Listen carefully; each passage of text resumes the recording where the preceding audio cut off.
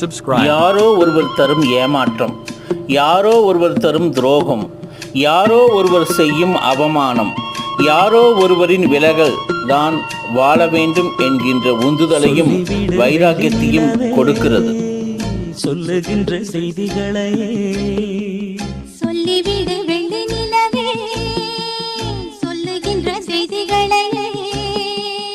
உறவுகள் கசந்ததம்மா, கனவுகள் கலைந்ததம்மா, காதல் என்னும் தீபமே கண்ணில் நானும் ஏற்றினேன்.